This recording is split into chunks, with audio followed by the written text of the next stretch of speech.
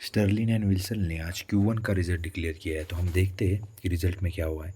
सबसे पहले हम देखेंगे कि टोटल इनकम कितना हुआ था। यहाँ पे हम देख सकते हैं कि पिछले ईयर में 522 करोड़ का यहाँ पे इनकम हुआ था। पिछले क्वार्टर में वही बढ़ के 1200 करोड़ का हुआ, और इस क्वार्टर में अगर देखोगे आप तो 927 करोड़ का यहाँ पे उनको रेवेन्यू हुआ है। हम यहाँ पे नीचे देखेंगे कि पिछले ईयर से यहाँ पे हमें डबल से ग्रोथ दिख रही है रेवेन्यू में। उसके बाद हम देखेंगे कि टोटल एक्सपेंस कितना हुआ था। हम यहाँ पे देख सकते हैं पिछले ईयर में 617 करोड़ का यहाँ पे एक्सपेंस हुआ था, वही बढ़ के Q4 में 1177 का यहाँ पे एक्सपेंस हुआ था, और इस क्वार्टर में अगर देखोगे आप तो 913 का यहाँ पे एक्सपेंस हुआ है। यहाँ पे हमने नीचे देखेंगे सबसे important column profit for the period. यहाँ पे हम देख सकते हैं कि 95.32 करोड़ का यहाँ पे उनको लॉस हुआ था पिछले ईयर में।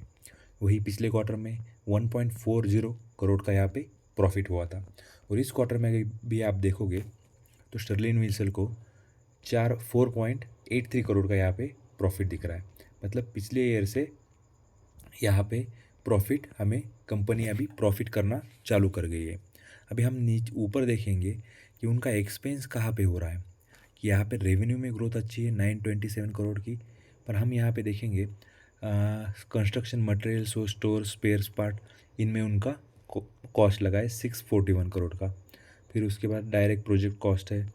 मतलब यहाँ पे स्टर्लिन एंड विल्सन ने कुछ नए प्रोजेक्ट चालू किए हैं, इसके कारण हमें यहाँ पे प्रॉफिट नहीं दिख रहा, अच्छा खासा प्रॉफिट नहीं दिख रहा। पर आने वाले टाइम में ये कंपनी अच्छा खासा प्रॉफिट जनरेट कर सकती है, क्योंकि ये रिन्यूएबल एनर्जी में काम करती है और गवर्नमेंट का फोकस टोटली रिन्यूएबल एनर्जी पे है।